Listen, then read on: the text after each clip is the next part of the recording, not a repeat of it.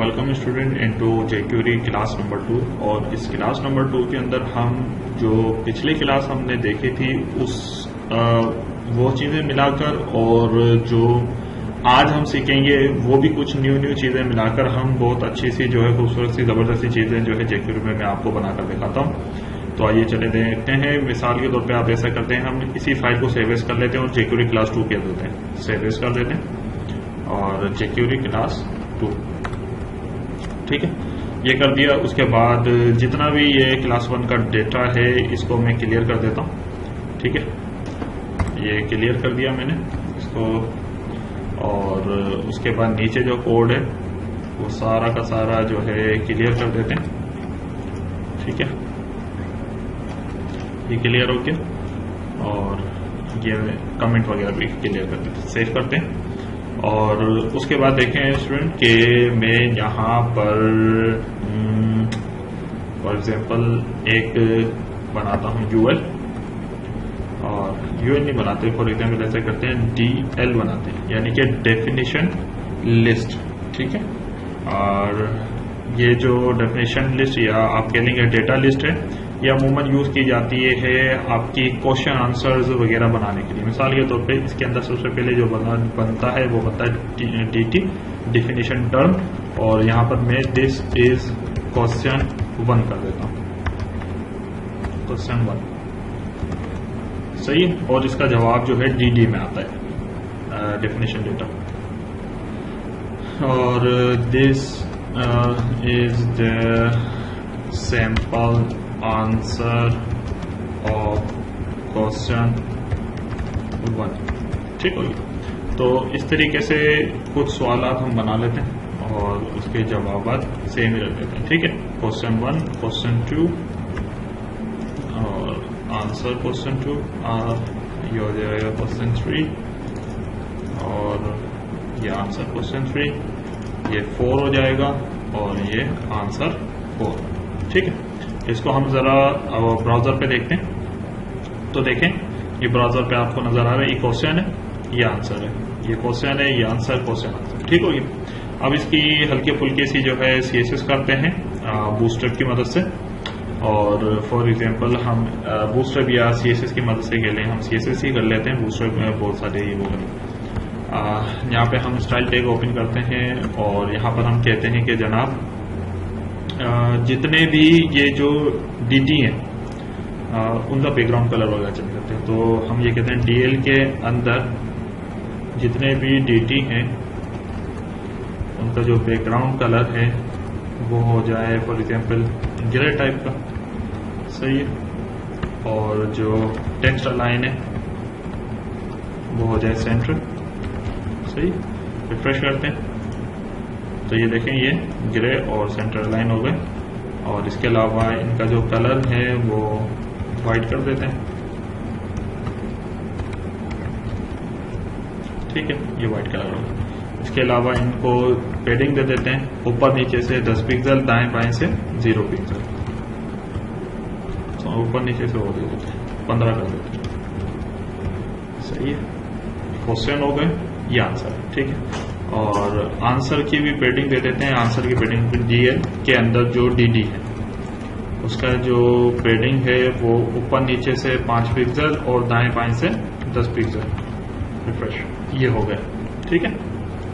ये आंसर का सीएसएस हो गया। इसके अलावा जो है हम ऐसा करते हैं कि जितने भी ये हमारे आंसर्स हैं ये डिस्प्ले नन होते हैं, डिस्प्ले नन, सही। और तमाम आंसर छुप गए। और हम करेंगे क्या, जैसे ही हम किसी भी क्वेश्चन के ऊपर क्लिक करेंगे तो फिर वो खुलना चाहिए, अदरवाइज तमाम जवाब छुपे हुए हों, ठीक है। और ये बिल्कुल ऐसा लग रहा है जैसे कि एक ही बैकग्राउंड में सारे क्वेश्चंस वगैरह लिखे हुए हैं। तो हम इसको सेपरेट कर देते हैं यूजिंग बैकग्राउंड और सॉरी बॉर्डर। तो हम बॉर्डर, बॉटम 2 पिक्सल, सॉलिड और हैश FFF या आप वाइट लिख दें, जो भी कलर का नाम देना चाहते हैं, सही। ये सेपरेट हो गया, ठीक हो गया। और अब हम काम करते हैं अपना जेक्यूरी वाला। हम ये कहते हैं जेक्यूरी ढूंढो कहीं पर डीएल मौजूद है और डीएल के अंदर डीटी मौजूद है। जैसे ही उसके ऊपर ऑन क्लिक हो तो क्या हो, एक फंक्शन कॉल हो जिसका कोई नाम ना हो, और वो फंक्शन क्या करे, वो फंक्शन ये करे कि जिस किसी भी dt पे क्लिक हो उसके बाद वाला जो उसका आंसर है यानी कि dd वो शो हो जाए। तो हम यहाँ पे ये करते हैं कि $दिस का मतलब ये है कि जिस किसी भी dl के dt पर, तो ये जिस किसी भी dl के dt पर, उसका मतलब दिस का मतलब ये है पे क्लिक हो तो दिस डॉट नेक्स्ट यानी उसके अगला, तो दिस का नेक्स्ट क्या है, तो मिसाल के तौर पे अगर मैंने इस dt पे क्लिक किया तो इसका अगला क्या है, तो dd है, तो नेक्स्ट। अगर मैंने इस dl के dt पे क्लिक किया तो इसका अगला क्या होगा, ये dd हो जाएगा। तो हमने ये कहा है यहाँ पर कि दिस डॉट नेक्स्ट, इसके अगले वाला जो कुछ भी है वो क्या हो, स्लाइड डाउन हो जाए। सही, स्लाइड डाउन हो जाए। सेव करते हैं, रिफ्रेश करते हैं। तो अब क्लिक करता हूं मैं इसके ऊपर, तो देखें इसके ऊपर जैसे क्लिक किया मैंने तो इसका आंसर आ गया, इसके ऊपर क्लिक किया तो इसका आंसर आ गया, इसके ऊपर क्लिक किया इसका आंसर, और इसके ऊपर क्लिक किया इसका आंसर आ गया। लेकिन अब मसला यह है कि जब मैंने इस थर्ड वाले पे क्लिक किया तो हमें क्या चाहिए था कि जितने भी दूसरे आंसर जो ओपन है वो छुप जाएं। ठीक है, सिर्फ वही ओपन हो जिसके क्वेश्चन के ऊपर मैंने क्लिक किया है उसी का आंसर ओपन हो, इसके अलावा कोई दूसरे ओपन ना हो। ठीक हो गया।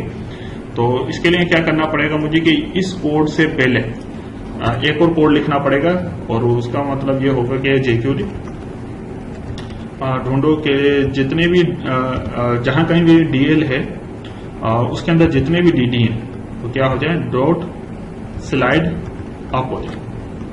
सही है, पहले जितने भी DL के अंदर DD हैं वो स्लाइड अप हो जाएं, उसके बाद जो काम हम करना चाह रहे हैं वो सेव करें, रिफ्रेश करें और इसके ऊपर क्लिक करते हैं। ठीक है, फोर्थ वाले पे क्लिक करते हैं, ये देखिए थर्ड वाले पे, फर्स्ट वाले पे, थर्ड वाले पे, सेकंड वाले पे, फोर्थ वाले पे, इस तरीके से। ठीक हो गया। तो जबरदस्त ये काम हो गया। मैं फिर से रिफ्रेश करता हूं। तो अब मैंने ये करना है कि बाय डिफॉल्ट जो पहले क्वेश्चन है ना उसका आंसर बाय डिफॉल्ट शो हो रहा हो, दूसरे ना हो रहे हैं, बस पहले वाले का शो ऑटोमेटिक, जैसे रिफ्रेश करूं तो पहले वाले का ऑटोमेटिकली शो होना चाहिए। तो मैं इससे भी पहले यानी कि इस कोड से पहले जो क्लिक होने पे चल रहा है, इससे पहले हम ये करेंगे कि jQuery ढूंढो कहीं पर DL मौजूद है, DL के अंदर जो DT है, सही, जितने भी DT हैं, देखें कितने DT हैं, 1 2 3 4, चाहे कितने भी हों। मैंने कहा कि डॉट फर्स्ट जो DT है वो स्लाइड डाउन हो जाए। सही, बाय डिफॉल्ट जैसे ही पेज रिफ्रेश हो तो ये नहीं हुआ, dot first slide down. Okay, इसको काटना है, ये होगा कैसे, डॉट DD। सही, रिफ्रेश, हाँ, और डॉट फर्स्ट।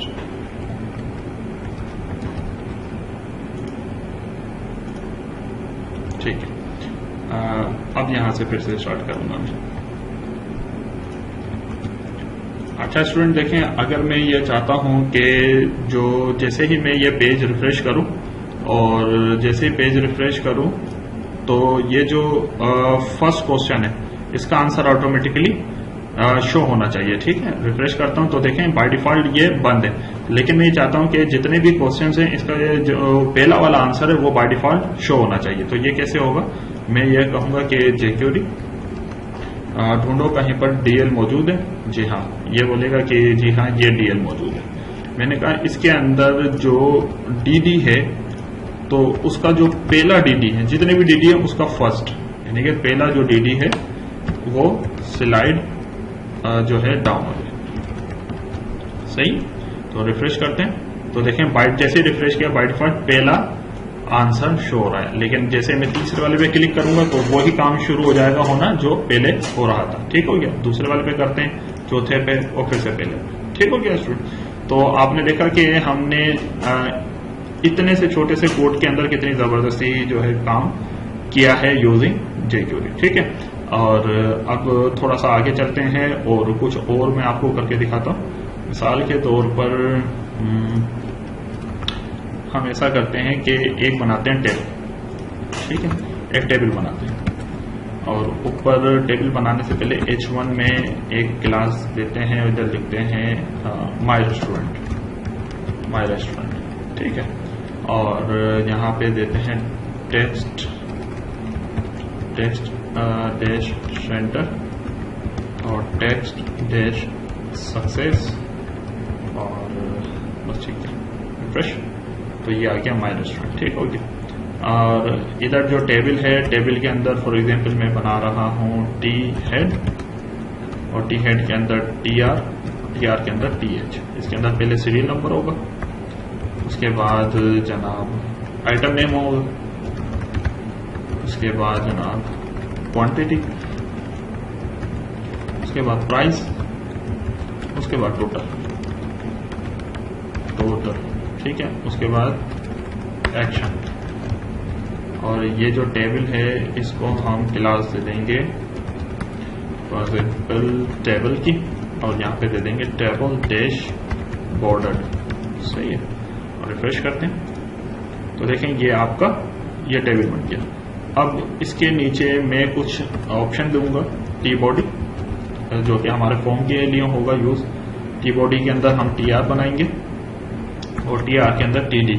सबसे पहले TD के अंदर हम बनाएंगे इनपुट टाइप टेक्स्ट, और यहाँ पर हो जाएगा आपका नेम नहीं बल्कि आईडी हो जाएगी सीरियल नंबर, सही।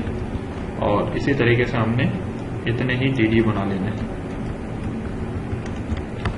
2 3 4 5 6।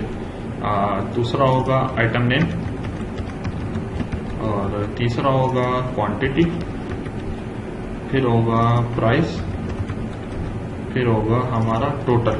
अच्छा, टोटल जो है प्राइस और क्वांटिटी को मल्टीप्लाई होकर खुद आ जाएगा, तो हम इसको कर देते हैं फॉर एग्जाम्पल रीड ओनली, सही।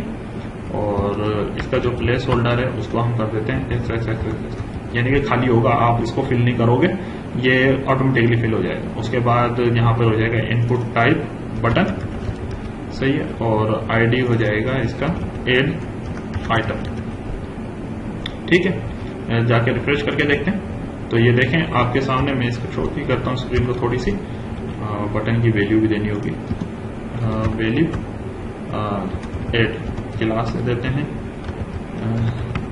BTN dash success, refresh. तो ये देखें serial number, item name, quantity, price, total में आप कुछ नहीं लिख सकते क्योंकि इसको रीड ओनली किया हुआ है, और एड का बटन। तो करना क्या है, हमने यहाँ पे लिखे हैं for example serial 1, item name होगा फॉर एग्जाम्पल जिंगर बर्गर, सही है। और क्वांटिटी 2, प्राइस हो गए 500। और जैसे ही हम ऐड करें तो ऊपर ये ऐड होकर आ जाए, ठीक है। तो मैं ऐड क्या करूंगा मैं यहाँ पर टी बॉडी के अंदर सबसे ऊपर आता जाएगा। तो यहाँ पर मैं एक आईडी दे देता हूँ, आइटम्स ऐड, ठीक है, डायनेमिकली आइटम ऐड लिस्ट, ऐसा करते हैं, ठीक है। तो अब jQuery पे आते हैं हम, और हम ये कहेंगे कि जैसे ही इस बटन पे क्लिक हो तो क्या हो। तो कॉपी कर लेते हैं इसे, तो हम कहते हैं कि jQuery जैसे ही हैश एड आइटम पर डॉट ऑन क्लिक हो तो एक फंक्शन कॉल हो जिसका कोई नाम ना हो, और वो फंक्शन क्या करे कि जितने भी ये मेरी इनपुट टाइप है इनके वेरिएबल बना लेते हैं सबसे पहले, ताकि वो वैल्यू उसमें सेव हो जाए। तो सबसे पहले serial number is equal to jQuery, ढूंढो कहीं पर हैश सीरियल नंबर ना कोई आईडी मौजूद है जो कि यहाँ पर है, आप क्या करो डॉट वैल्यू लेकर आ जाओ उसकी। तो जो भी इनपुट टाइप होती हैं उनकी हम वैल्यू लेते हैं, ठीक है। जो इनपुट टाइप होती हैं उनकी वैल्यू लेते हैं, और अगर यहाँ पे कोई डिप वगैरह होता तो उसका टेक्स्ट या HTML लेते, जो मैंने आपको लास्ट क्लास 1 में पढ़ा दिया है। अगर नहीं देखी आपने तो वो सही से देख लें। ये सारे हम यहाँ पे कर लेते हैं। उसके बाद है आपका जनाब आइटम नेम, कॉपी करते हैं,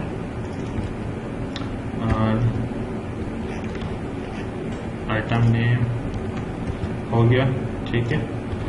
ये इसी के लाइन में रखते हैं साथ साथ। क्वांटिटी है तीसरे पे, क्वांटिटी, उसके बाद प्राइस, सही है। टोटल की हम वैल्यू नहीं लेंगे, टोटल को हम इन दोनों से मर्ज करवा देंगे। कैसे देखें, मिसाली तौर पर वेरिएबल लेते हैं, वेरिएबल टोटल, सही है। वेरिएबल टोटल जो है हमारा टोटल स्मॉल लेटर, और हम क्या कहेंगे कि जो हमारी क्वांटिटी है वो मल्टीप्लाई हो जाए प्राइस से, और जैसे प्राइस से मल्टीप्लाई हो जाए तो उसके बाद सिंपली हम उसका वेरिएबल ले लिया हमने, ठीक है। और अब चूंकि ये स्टूडेंट होता क्या है कि ये जो हम इनपुट टाइप में जो कुछ भी लिखते हैं ना, यहाँ पर जो कुछ भी हम लिखते हैं, चाहे नंबर लिखें या स्ट्रिंग लिखें, वो आता कन्वर्ट होकर स्ट्रिंग में ही है। अब मैंने करनी है कैलकुलेशन। अगर आपने कैलकुलेशन करनी है तो आपको क्या करना पड़ेगा कि आपने अपने जो स्ट्रिंग है उसको इंटीजर में कन्वर्ट करना पड़ेगा फोर्सफुली, तो हम इसे कहते हैं कन्वर्जन, ठीक है। तो उसको कन्वर्जन करने के लिए, यानी कि जो वैल्यू मेरी इसके अंदर आई है, ये जो वैल्यू ली है मैंने इनपुट फील्ड से और इस वेरिएबल में स्टोर करा दी है, उसको मैंने अगर नंबर में कन्वर्ट करना है तो मैं पार्स इंट कर लिखूंगा, यहाँ पे इसको पार्स इंट के अंदर कन्वर्ट कर दूंगा कि ये जनाब ये स्ट्रिंग नहीं है बल्कि ये नंबर है, ठीक, पार्स इंट। तो उसके बाद ये सही से टोटल होकर आ जाएगा। अब मैं चाहूं तो आपको अलर्ट करके दिखा सकता हूं यहाँ पे टोटल में क्या आ रहा है, सही। और रिफ्रेश करते हैं। सिंपली मैं ऐसा करता हूं कि यहां से आई थिंक वो हट गया है, क्लास टेबल टेबल, सही है।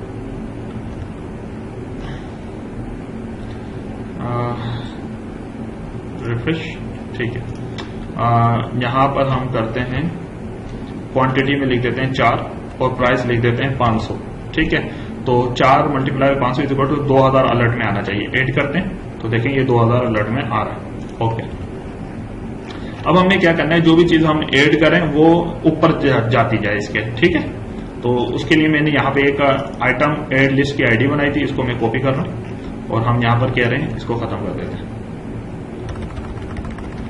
कि jQuery ढूंढो कहीं पर आइटम ऐड लिस्ट नाम की कोई आईडी मौजूद है। अगर मौजूद है तो उसमें क्या करो, आप प्रीपेंड कर दो, प्रीपेंड कर दो।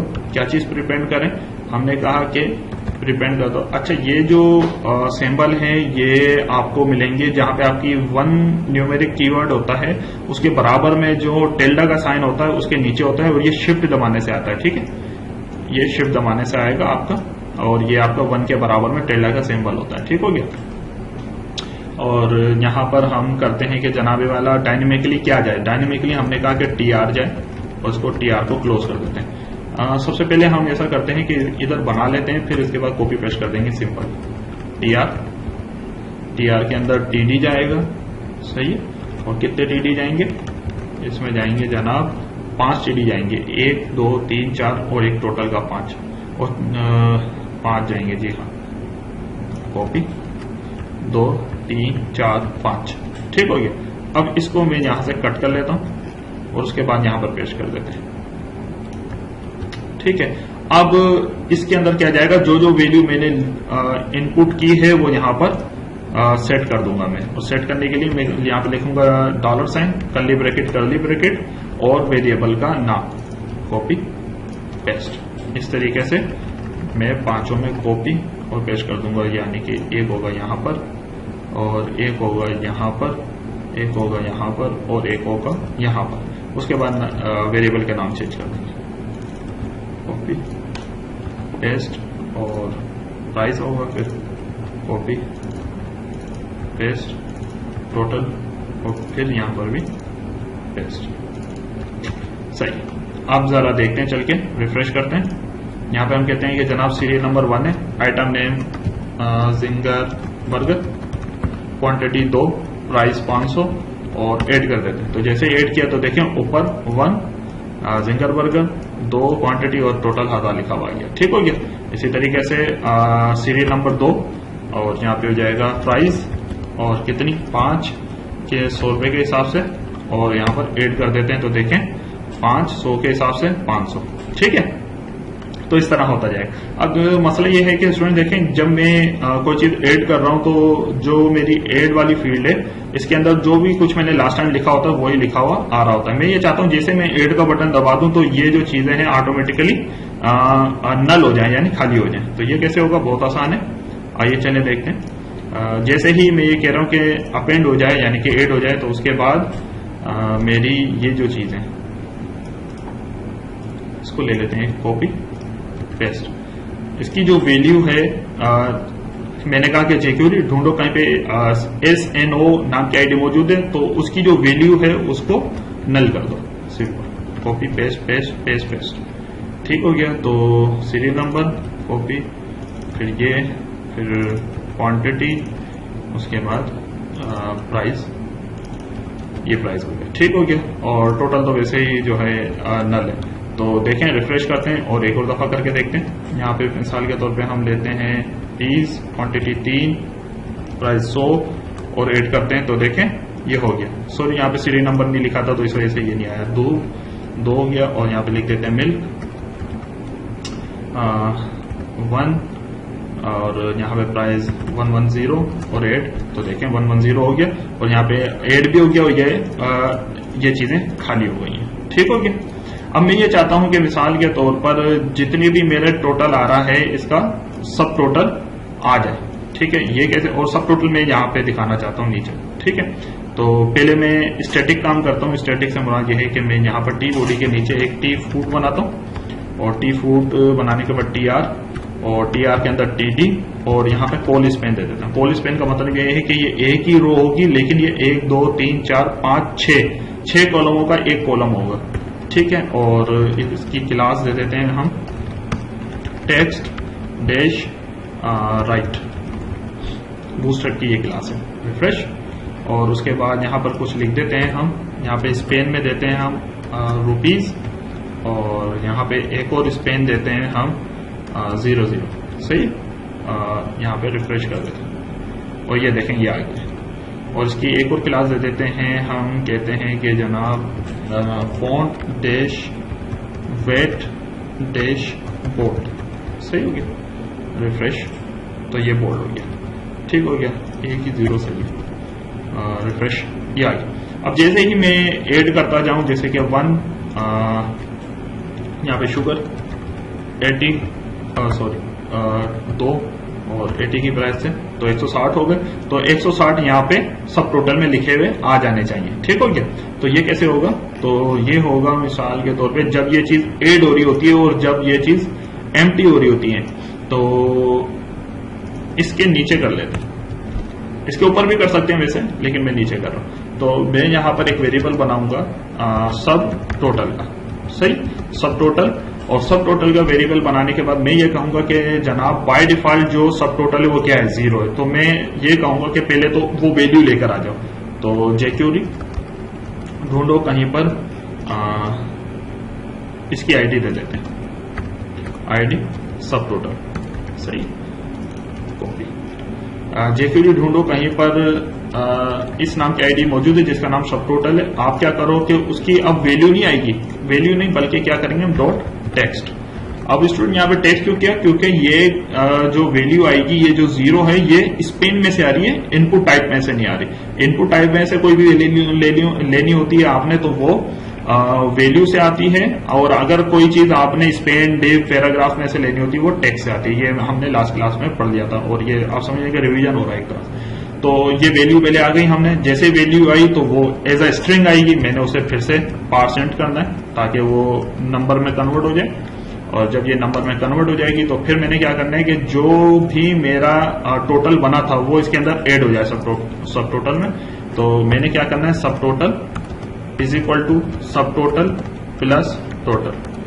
ठीक है, इसका मतलब ये है कि जो पुरानी वैल्यू है मेरी सब टोटल जो कि 0 है, नई वैल्यू क्या है मेरी 100 है। तो यहाँ पे 100 जमा 0 इज इक्वल टू 100 और 100 बन के वो फिर से सब टोटल के वेरिएबल में ओवरराइड हो जाएगा। ठीक हो गया।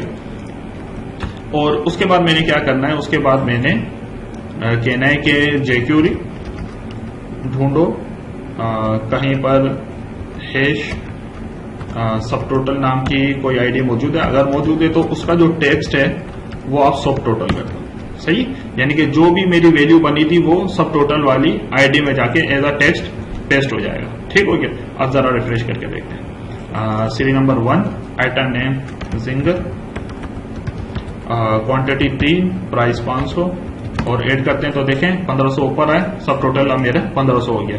नंबर 2, और उसके बाद यहां पर हम करते हैं प्राइस और यहाँ पे 500 के हिसाब से, और 500 ये हो गए, तो 1500 और 500 2000। देखें यहाँ पे सब टोटल में 2000 लिखे हुए आ गए। ठीक हो गया। आप स्टूडेंट और फाइनली क्या कर सकते हैं इसके अंदर, देखें ये मिसाल के तौर पे मुझे प्राइस जो है, ये जो चीज मैंने ऐड करवाई थी इसको मैंने डिलीट करना है। ठीक है, तो मैं ये चाहता हूं कि साथ साथ यहाँ पे डिलीट का बटन भी आता रहे, ताकि जैसे ही डिलीट हो तो ये रो खत्म हो जाए।